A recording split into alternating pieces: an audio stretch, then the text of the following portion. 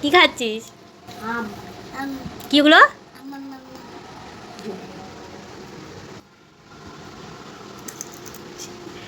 ই মা, কি করে টক আম খাচ্ছে?